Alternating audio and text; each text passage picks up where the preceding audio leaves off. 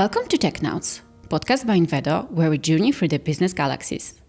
Today, I'll be traveling with Michaël Tartar, an expert with 30 years of experience in digital transformation, co-author of the book La Transformation Digitale pour tous, which can be translated into Digital Transformation for All, and founder of DIMM.UP, a platform for diagnosing digital maturity and steering the digital transformation of companies. Hi, Michaël. Hi, Natalia. Thank you for hosting that post and inviting me today. Thank you so much for agreeing to be here on this episode. Before we start our conversation, here's what we're going to talk about. If the people that make decisions don't consider digital as a main subject, nothing will happen in the company. Nothing. Yes, DIMM, as you said, is a framework to understand every aspect of digitalization of a company. And I said every aspect. Things are moving fast. You think when you have done something that everything is okay for whatever and ever, and it's not the case. It's not the case. The main issue is to be able to have a broader view of digitalization, and to build a kind of control tower of digitalization, so you don't forget anything. You see everything and you don't forget anything. So, let me say that when I was preparing for our today's conversation, I actually thought the topic is very easy. Digitalization, we live in 21st century. Who doesn't know everything about it? And you're probably smiling because, yes, when I started diving deeper into this topic, I realized that I actually don't know that much. Like, my knowledge is fragmented. I have some gaps and I have some misconceptions about a lot of things about digitalization. So let's begin with a straightforward, or maybe not so straightforward question. Why should companies care at all about being digitalized? It's a very good question, Natalia, because the thing is that it seems that digitalization is here for a long time, but it's true on one thing, but it's bad. It's not that true on another side. And the other thing that you have to consider is that it's very important to have that in mind. About 12 years ago, so in 2012, the MIT and Capgemini have demonstrated at that time that the more digitalized companies are 26% more profitable than the less ones in their industries. You understand? 26% more profitable. So 12 years ago already, when your company was more digitalized, it had a better, it was more profitable, a better success.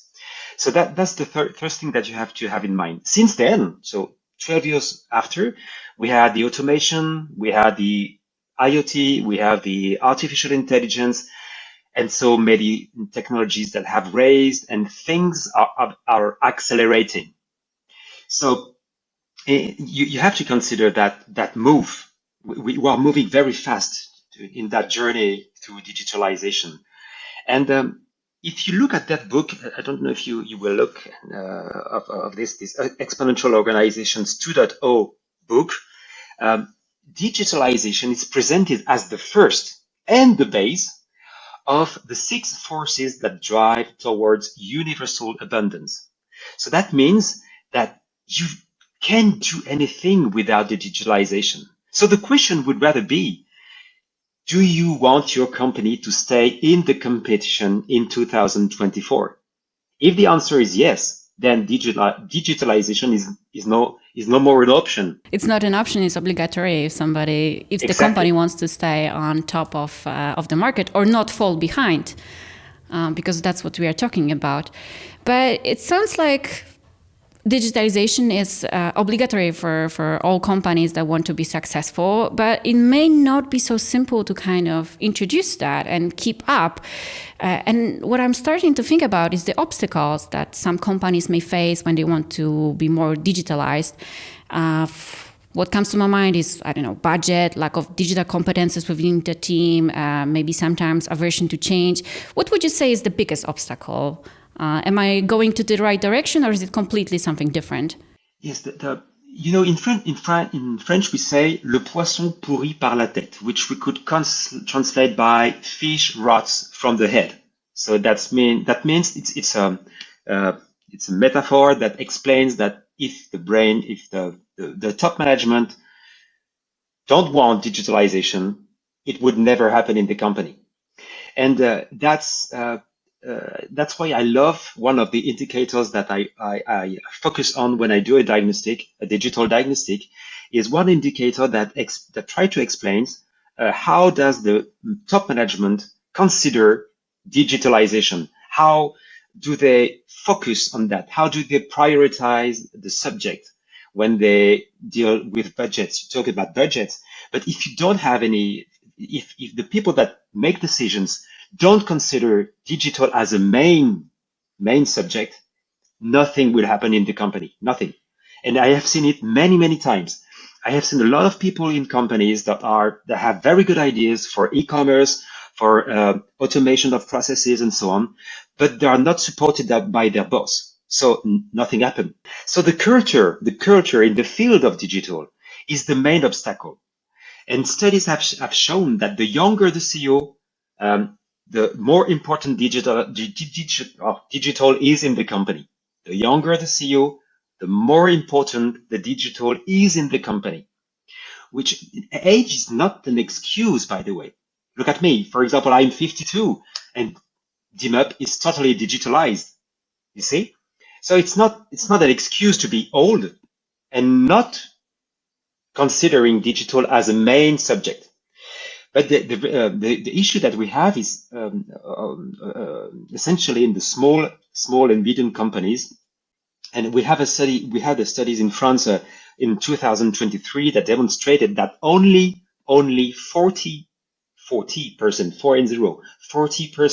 of SMEs, which means companies that less of 2,050 employees, they dedicate more than 1,000 euros a year to digital. That's not a lot. You see, it's very few. It's very few. That's not a lot. You don't do anything with 1,000 euros. You can't. It's not serious, to be honest. For me, how can I say that? That explains that the CEO, the bosses of that small companies haven't really understood how important digital is.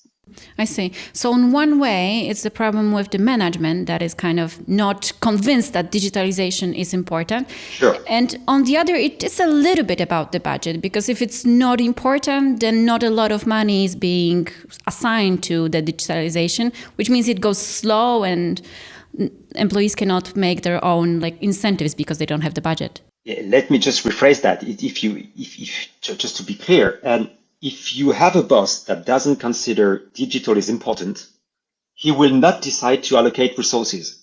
That would be financial resources, that would be human resources, and things will never move. And he will do something like, for example, hiring a guy for 6 months just to do something on the social network and say, okay, we have done something, so now it's done. But it's not integrated in the company. To do that, you need to go very deep inside the company to digitalize it and change the way the company works. And to decide that, you need to have someone at the top of the company that says, we will move on that way. I see.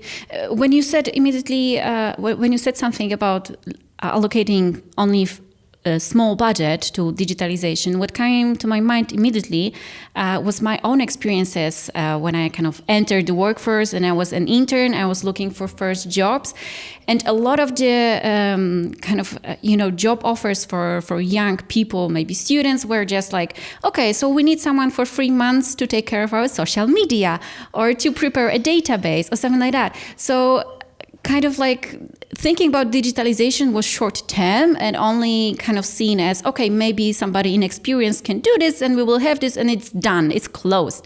And that's probably not the way to do this. Exactly. And when I started my career, so 30 years ago, digital was a kind of subject for geek people. So we let geek play the kids play the thing that we don't understand, and coming from computers and the internet and so on. So it's okay if they spend maybe 20, 30, 50% of their time just playing to do that stuff. Yeah. But it's very serious now. Now things have changed. You do a lot of business, you do a lot of money from digital. So you cannot consider that anymore as a third party thing. It's very, very important for your business. In the companies, that I agree totally with that. I kind of have technical, let's say, experience, a job experience, not really a technical background because I'm not a programmer or an engineer, but you are, if I'm not mistaken. Yes, you have a technical background as well. Yes. So on my side, there is a little bit of bias when I think about digitalization, because I immediately think about software that can help with doing tasks, with automation. And, we are way beyond just talking about interns doing the social media. I'm actually talking about some integration, some automation software. And is that what companies think about when they think about digitalization? Do they really think about automating processes through software, or is that kind of like way too far for a lot of companies and it's like not really on their mind? What's your experience? What did you notice? For sure, a lot of companies are thinking about automation and automating processes and so on. So a lot of companies are doing that today, and we see that. For example, they have good examples with Amazon. For example, you see what happens when everything is automated, and that you get an order from your website, from your e-commerce website, and it's very straightforward from the order to the shipping of the what we ordered. So you have a lot of examples, and people are in that game. But at the same time, as I mentioned before, the digital culture within the company from the top management makes everything. It works that way at Amazon because the boss decided that it worked that way. You see? So if you have, whatever the company you have, if you want to have that company automated, you will have that company automated. You see? So what I loved when I go to that domain, what I love is to take some very simple examples to explain to the audience that listen to us today what I mean by what has the boss in his head. So and let's talk about if we have 2 minutes, let's talk about my greengrocer store. So it's where I go every Saturday to get my fruits and vegetables, and it's a very small company of 5 people. Okay, so you say, what does digital have to place in grocery, that kind of yes, groceries. So I get my fruits and vegetables every week. I get my apples and so on. So and I go back to home and cook. But one day I asked in 2020, I asked the boss, "What about digital for your company?" And his answer was a little bit hesitant. You see, and he said he had tried something during the COVID period. Because of the lockdown, he had to do something. But you understood by his answer that it was not that certain. You see, that he said, okay, we are not very sure. Okay, I said, okay, wait a minute. What if we do a diagnostic together so that we better understand your strengths and weaknesses regarding digitalization? So that's what we did. We did two meetings together, 2 short meetings. And doing that, we have identified the strengths and weaknesses to be a digital company. And just 6 months after that digital diagnostic, he increased his sales by 5% just through e-commerce. Nice. You understand? Just 5% during the 6 months after the diagnostic. And after 6 months after, then again, he launched a loyalty program through an app that the customers had to present during the payment. 6 months after, again, I saw an NFC tag at the cash desk that the customer, to encourage the customers to go to Google My Business and to leave a gentle comment on the shop. 6 months after, again, the boss equipped his boutique with an automated cash register so that paper disappeared from the shop.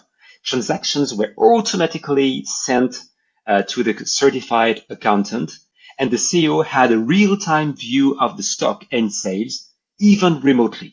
So he didn't have to be in the shop to see how the stock is going on and how the sales are going on. So now since he is able to manage his shop remotely and in real time, he was able to launch a new shop. So he increases his business because he's able now, because he has digitalized his business. Now he's able to move and get bigger. All of these came from one diagnostic. Because he did the diagnostic very deeply, he had a very sharp understanding of how to move to digitalization for his business. Yeah, it's a beautiful example from retail of how little steps can actually lead to growing the business. Because you mentioned that changes were gradual. Every 6 months or so, something new was introduced, not everything at once. And step by step, it was possible to kind of like generate more business, enough business to open actually a second shop. Which is amazing, I think. And that's what I think for some companies is like, digitalization seems like a huge topic, and there might be the bosses you mentioned, the management might be kind of reluctant to start investing in that because it may seem like a huge change that has to happen and a lot of money that has to be invested. But you just showed via this example that it doesn't have to be so, right? It just like small steps can also lead to changes. So I think that's great. And it depends. It's a question of culture again. If the CEO of that company, it's just an example, but you can have many examples in bigger industries as well. But if they want to make things move from the inside, they have to pace at what is acceptable by the employees. You see, we could have changed overnight the company, but did people follow it? I'm not sure. So they have to move the way it is appropriated for their company, their business, and their ability to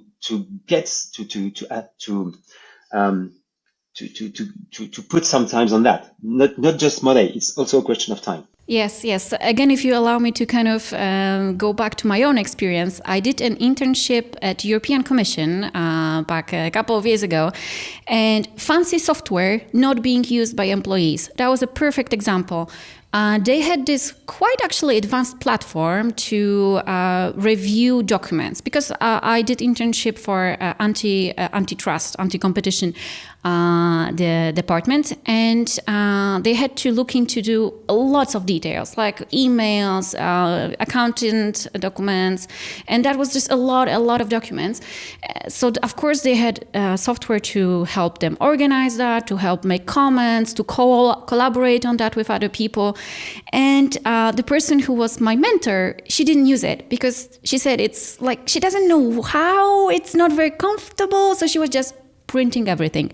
And she had stacks and stacks of paper in her office just because nobody took time to kind of like, okay, maybe training would help, right? Maybe some changes in the software, but that's probably a different conversation. But like she didn't want to use it, so she didn't. And that was a waste of money because those software platforms are not cheap. and she didn't use it. That's a very good example of culture and understanding what is the benefits for her of using the software. So management introduced, That was a good point. That was a good start, but they didn't take care of actually making sure that the change happens in the organization. Well, let's move on then, because examples like that can be probably numerous, and we can keep on going.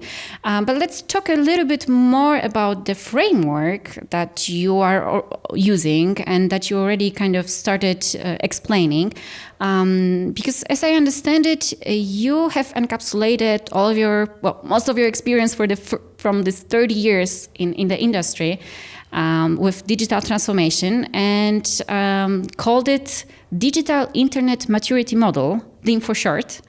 And yes, you developed it alongside with David Fayon. And my question at this point is, what exactly is that? Can you give us a short explanation, introduction?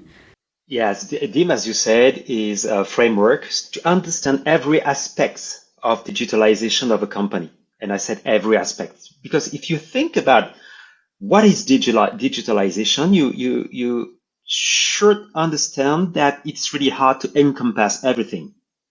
When you talk about digital, usually there's a bias. As you said at the beginning of our talk, depending on your background, you tend to focus on a field that you master. For example, if you're a software engineer, you tend to focus on app architecture and development.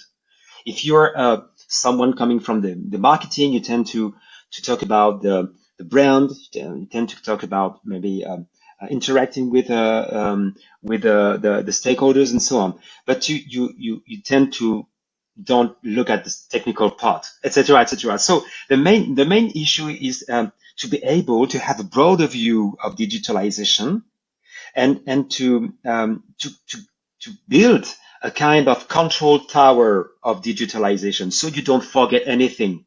You see everything and you don't forget anything. And the corollary of that is, in the bigger the company is, the harder it is to have those silos work together. And it's very hard, because the bigger the company, the more specialized people are. And if you want to have a company very agile and that move very fast at the pace that we need to have in 2024, you need to digitalize everything, and you need to align every forces. That could be strategy, finance, operations, sales, marketing, HR, legal, etc. So everyone has to be aligned, and digital need to infuse data to all those people so that they move forward. And the other issue is that digitalization is a fast-moving domain. So when we built the DIMM model, we had to think about new technologies, new usages, new regulations that are coming every day. Every day, we have new things in the digital landscape. So how do you consider that and have a model that is applicable in 2014 when we launched it first time, and even today, 10 years after the first launch? How can we do that? So that's why we built that model with, and I can move forward to explain in more details how it is built. But you have to understand that if you want to understand how mature your company is in the digital landscape, you have to have that kind of model that encompasses every aspect of digitalization and that is applicable today, in 1 year, in 2 years, and so on. Yeah, I can imagine that. I only took a brief look. I'm no expert in digitalization as it appears, even though I live in 21st century and I've been using computer, right, for a long time and stuff like that. I know that you divided this into different areas, right? It's not just one point of view, but different areas. Can you talk a little bit about that? Yes, you have 6, what we said, the levers. The levers. Imagine you have you are the boss of the company and you have in front of you 6 levers to digitalize your company. The first lever is the strategy, and that says, what will I do with digital to support the digital the strategy of the company? In, for example, you're building I don't know, bicycles, and you want to go to a market in Poland or in Germany or in France, whatever. You understand that, okay, that's the thing that you want to do. And if you allocate things to digital, you have to think about your digital strategy. So that's the first lever you have. The second lever is organization. That's the structures within the company. Where whatever the people are in the company, you have structures inside it. That could be committees. That could be the main boxes. I would say the boxes of the organization. What are the responsibilities of that we want to handle? So that's the second lever. The third lever is people, personnel, which HR, people in the company, the women and men that are working in the company, the employees. How do they handle digital? How do they are efficient in their job, daily job, using digital? That's very, very, very important. Like you said, with the woman that was reluctant to use a software and prefer to use the paper. If you have that kind of people in the company, you will never be a digital company because someone is using paper.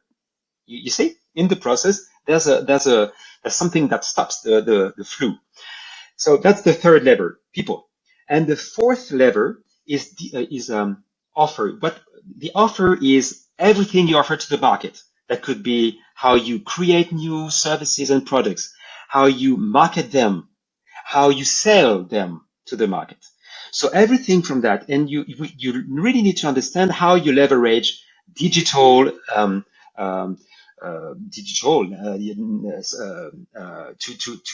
to sell better, to innovate better, and to market better.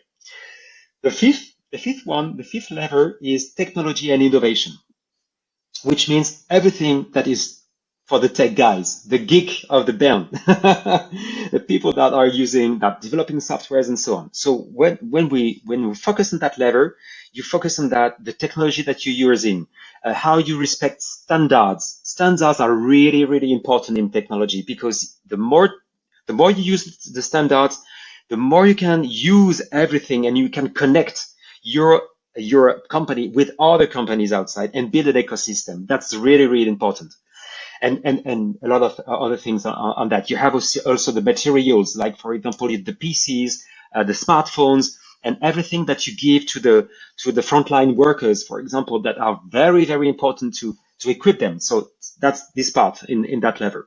And in the sixth lever, the final one, is everything outside of the company that is moving very, very fast. As we say, for example, in the legal, in the commerce, in the everything that is also on the regulation part and so on. So everything is moving very fast outside of the company. And if you don't handle that change, you will not be able to move as fast as you need, and you can take some risks because you didn't, for example, realize that you have new obligations because Europe has decided something, or another part of the world has decided something that you need to respect. Do you see? And that's very important. So that's the 6 levels that you have in front of you as a boss, and what you want to do, and that's how the model is built. You want to have on each of that levers, you want to understand how mature you are, and to do that, you have indicators. You have 115 indicators that are splitted. So that's a huge, that's big. That seems big, but for small companies, it's only 61 indicators. For the smaller company, the fewer indicators you have. But you have to consider all these the applicable indicators for your company, and then you just have to say, okay, for these indicators, what is my level? And what is written in the book, in this book, you say the Digital Transformation for All. You said that's my book, my third one. So what is written in that book is the description of each of these in 115 indicators. The description that says what you have to do to be at level 1, what you have to do to be at level 2, 3, 4, and 5. Those 5 levels. You can talk about strategy. You can talk about the people in the company. You can talk about legal. You can talk about technology. 5 levels. So it's very easy from doing that evaluation, it's very easy to then talk from any people, any fields in the company. You can be in the HR department and talk very easily with market people. That's very easy because we are evaluated with the same kind of scores with 5 levels. Yeah, you see? yeah, I understand. But you said that for the company, first step would be kind of understanding how digitally mature they are, right? So you have this framework that helps them with 115 questions for bigger companies and a little bit more than 60 questions for smaller ones. And you've been doing this for the past 14 years. So in your, in 12, prepare, sorry, 12 years. I added 2 more right now. Looking at 2024, I misspoke.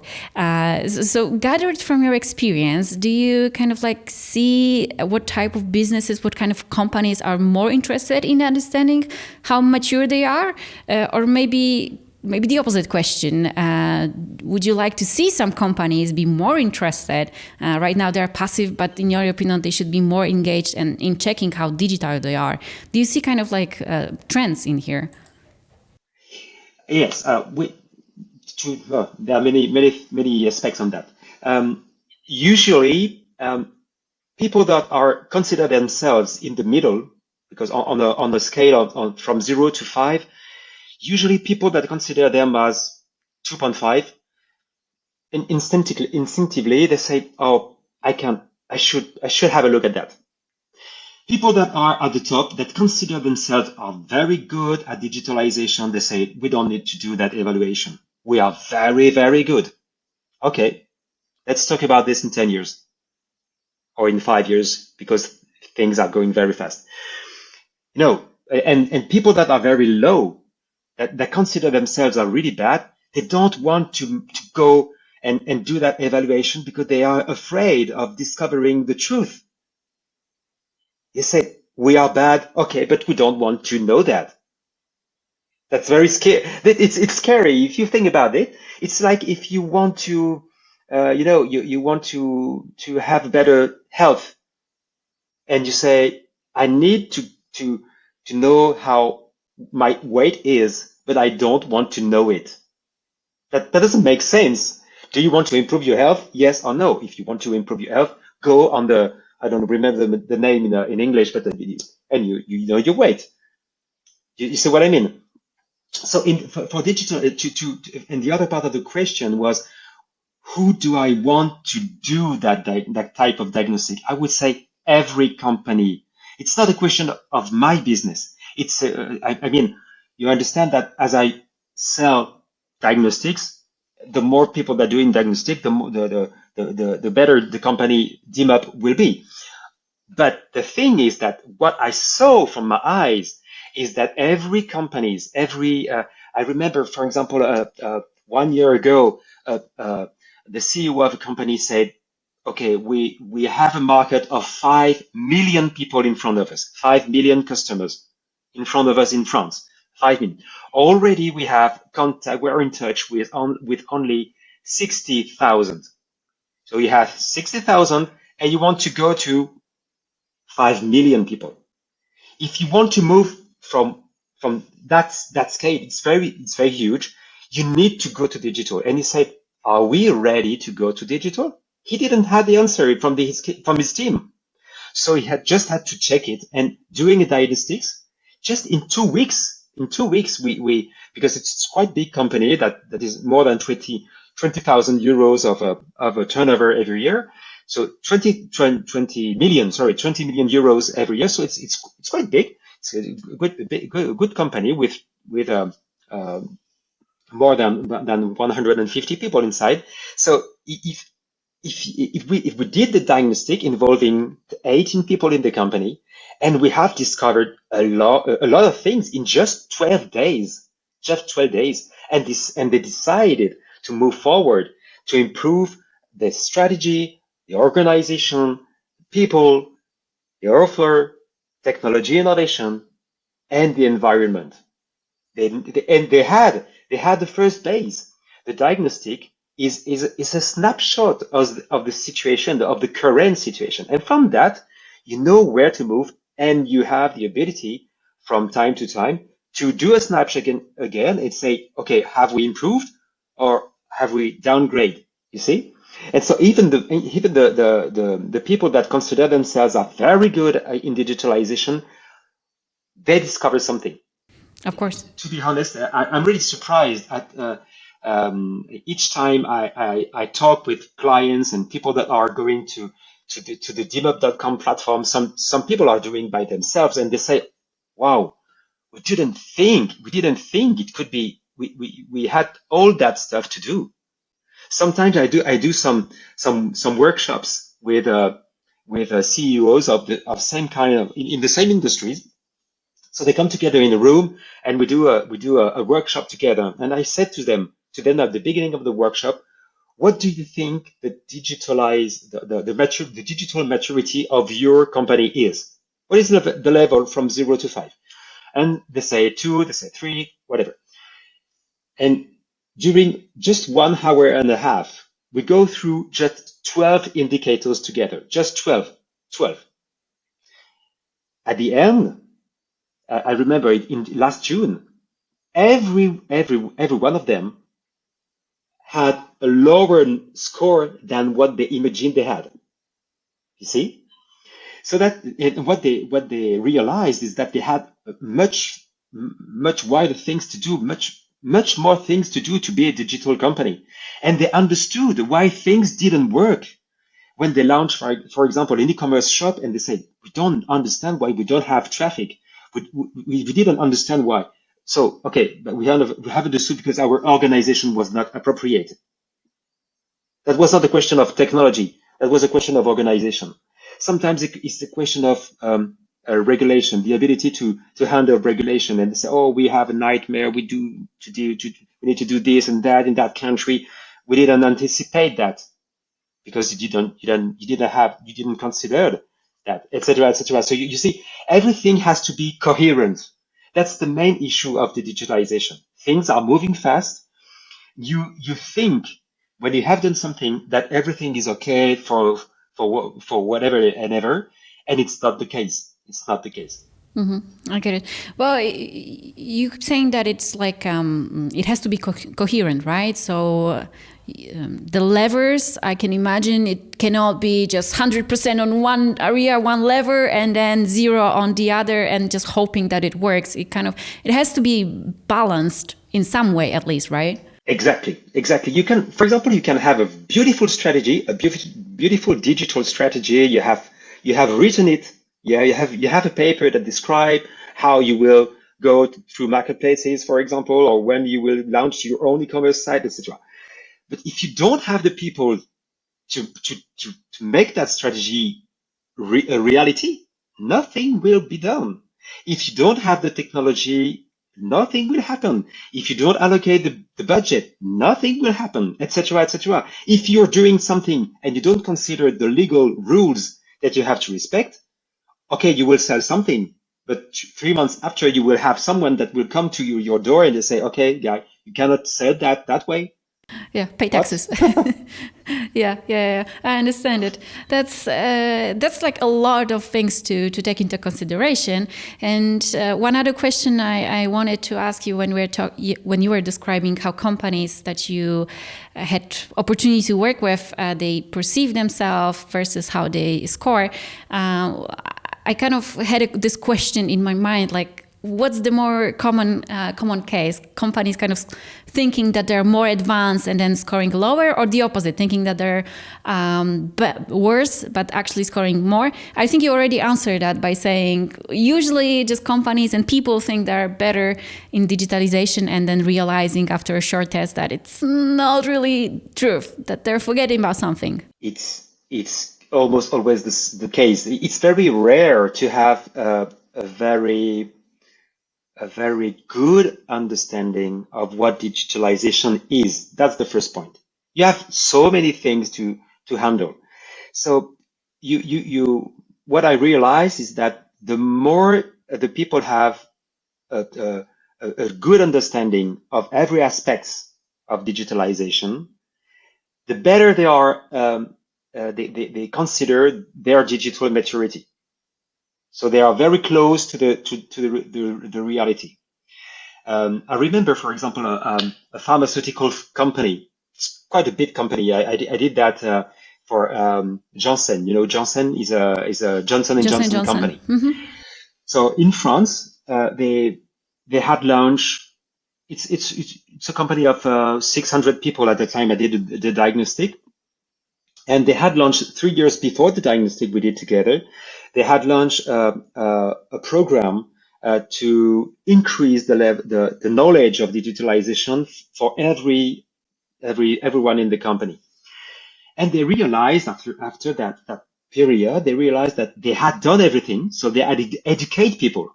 They had launched a lot of things. For example, a hackathon and so on. So that was quite good. Say they had they were on social networks. They had on the recruiting process. They had streamlined everything. That was very, very good. But they didn't move forward. They said, we don't have the value that we were expected from that program, and they didn't understand why. Yeah. What is the thing that that make that we couldn't move forward? And we did that diagnostic, and during that diagnostic, they discover why. Because with DIMM.UP, you have a broader look in a very coherent way. You don't focus only on one thing. You understand everything, even things that are back in your eyes. So that's the main thing that DIMM.UP is providing. DIMM.UP, the company that I have built, which is the following of DIMM. The DIMM is the book and explains the model. And if you want to understand it very deeply and you speak French, you can go to the book. And if you want to evaluate your digital maturity, you just go to DIMM.UP, you create your account, and you click on the English button so you can move forward and let you guide. But it's very interesting to say that, as I said, you are in a company that is a technological company, so you have a tendency to look at it in a technical way, and it's normal. But if you can't see the other parts, that will not work. It's like a football team. If you have a very good, for example, a trainer that says, okay, the coach is saying, well, how we will do that match and so on, and you organize the players on the ground, but you don't have a good goal, or you don't have a good people in front of the team. Yeah. What happens? You don't win. Mm-hmm. Don't win. Of course. So speaking about wins, that's one of my last questions, because we are approaching kind of end of our time. Do you have any advice, kind of like quick wins for a company that wants to become a bit more digitalized quickly? Is it even possible? Yes, sure. The first thing I recommend is to do that diagnostic. You know, it's like if you want to go to the Everest and to go on that big mountain, and it's okay. You want to go there, but you have to be prepared to that journey. It's a long journey, so you have to raise your consciousness on what is digitalization. It's not only going to the social networks. So that's the first step. So it's quite easy. You can encode this in hours for small companies and in a few days for bigger one. From that point, you have a clear understanding of your strength and weaknesses on whatever field it is. As I said, on the 6 levels, you have a clear understanding on that. And you can have quick wins as well, because a lot of things are very easy to do.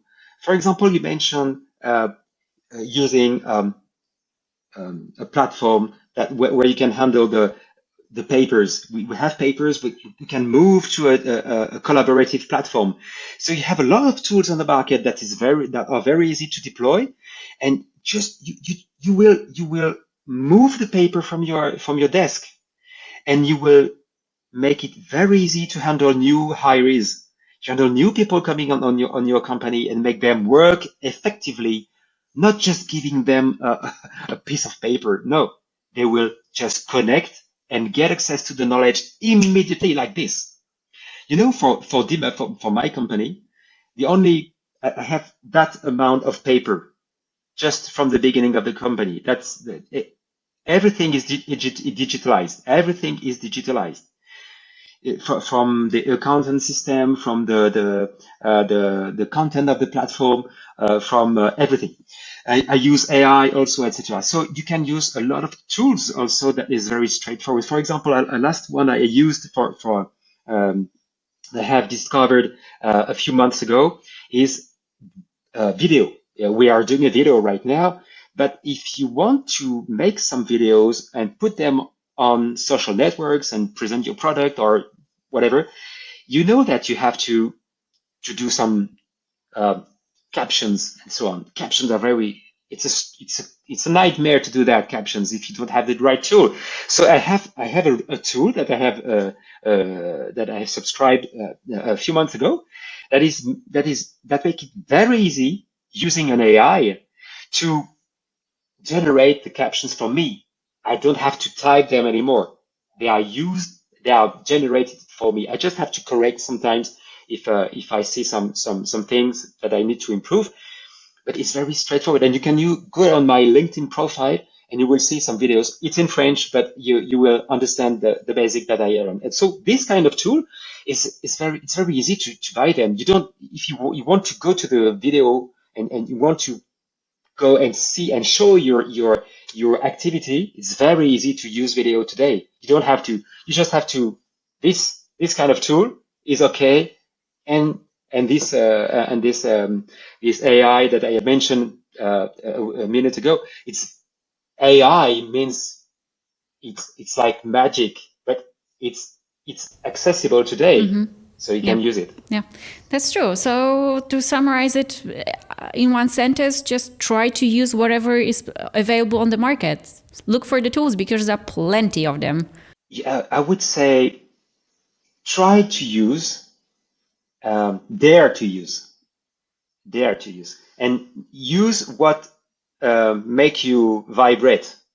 What vibrate? I'm really, I'm really sincere when I say that. If you love something, if you vibrate with something, you will go and you will learn. If I talk about the videos, for example, if you look at my videos 3 years ago, you will not see the Michaël Tartar that you are seeing today. I learned to do something. I learned to present myself on videos. I learned to get the eye contact that we have together. I learned to use tools to get captions, to generate captions, etc. So because I love that, and I understood that it's a good way to get in touch with my audience. You see, so maybe if I was more shy and I want to improve the processes, for example, the billing process and so on, it's already digitalized in DIMM.UP, so I don't have to do anything. I just have to click a button and say, oh, that's all.